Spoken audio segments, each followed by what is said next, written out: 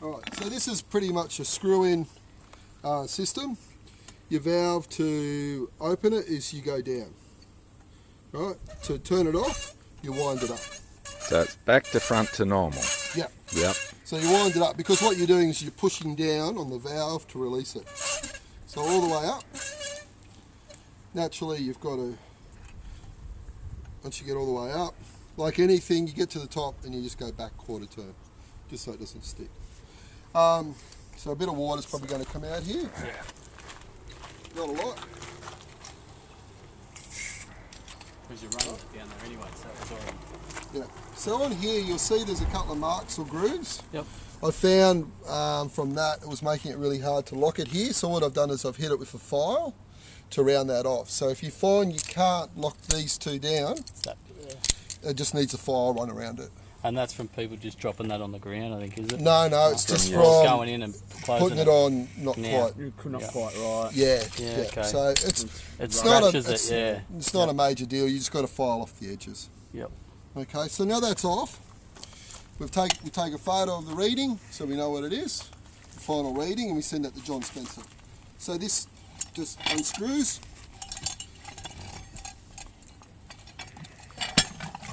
And it stops.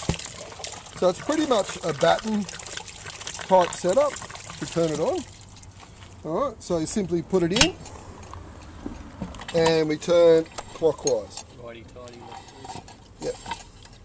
So you've got to get that thing in underneath. So sometimes you might have to back turn it just to get that thing lower. It's in now. So that'll just, obviously you want to try and keep it as straight as you can when you do it. And then bang, there you go. So that just locks into that little... Yeah, yeah. into those little hooks. Like left and right, yep. Yeah. Pretty simple. Yeah, like a batten sort of light bulb. And then there's, just make sure that's sitting All in the nice. way in and then squeeze. Yeah, it can be a bit of a bugger, this one, I don't know why. Gotta get... And this is just over in the woods over there, over in the bush, isn't it? So just turn him down, again all the way to the bottom to get maximum flow. Yep. And then just a quarter turn back, or half turn back so it doesn't lock. Then you've got our padlock system. So this lock won't fit through every chain. I've had to widen a few of the links. So there's one on the end that you'll see is widened. Then there's a few on here that I've widened. Then I basically try and get it as tight as I can. And this thing's worth $900 or something, is it? That's the bond. Yep. Again, the groove's got to be where the keys are. You hear it beep. She's locked.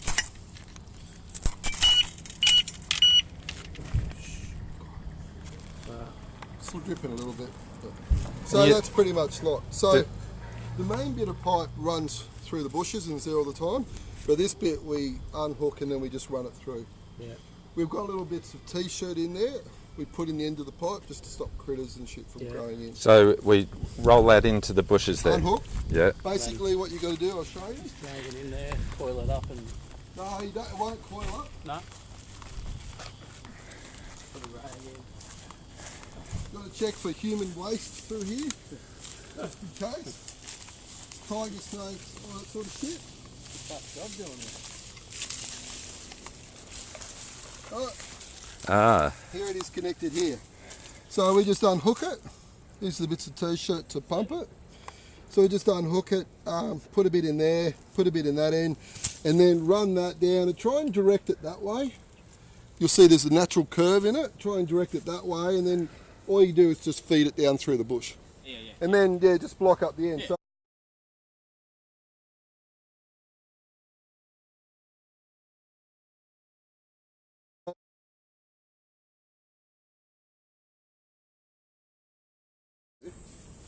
Shut that. Turn. Once the pressure comes out of these, you just can unclip every blue one. Yep. And then you take the longest hose and wind it in there. Yeah. Try and bring this thing. Yeah. Because basically I don't want them to pinch anything. They still might take this, so you could, if you wanted to, you could unscrew that, but then you've got to switch it off the top. Yeah, water would piss out for a long time. Well, yeah, so you just have to undo it at the top. So this is how much distance we get at 50 litres per minute flow rate.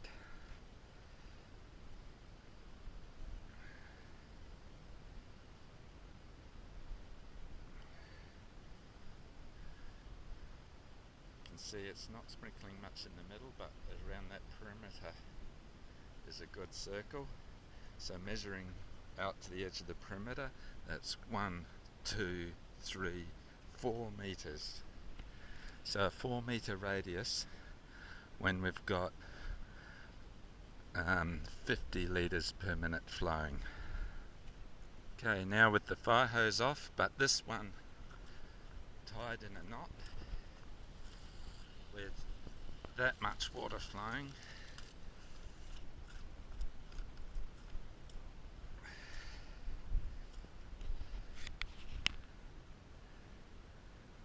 you can see the distance has increased.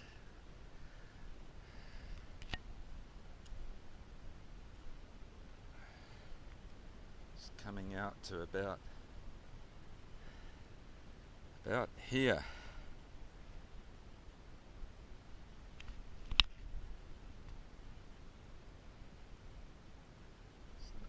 The wind is blowing in this direction, but it's pretty calm where I am. So I can see there a good spread across here. So now stepping out from here to the sprinkler, 1, 2, 3, 4, 5, 6 metres.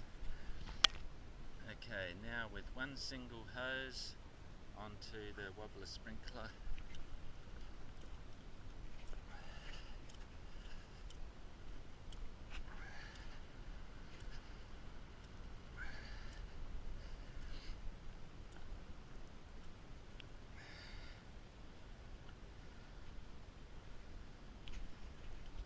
When the wind blows, it hits me in the waist, which means it extends to here.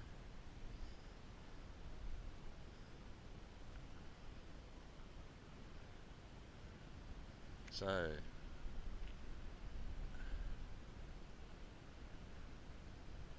depending on the wind, it's here or here, so it's about an extra metre with the wind.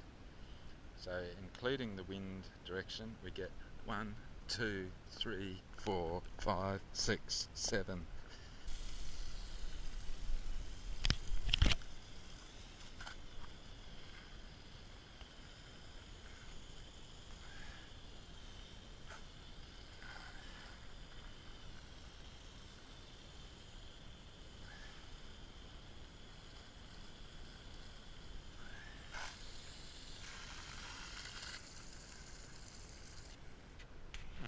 So now we've got the fire hose off, the small sprinkler hose off, and all we've got is this one big hose.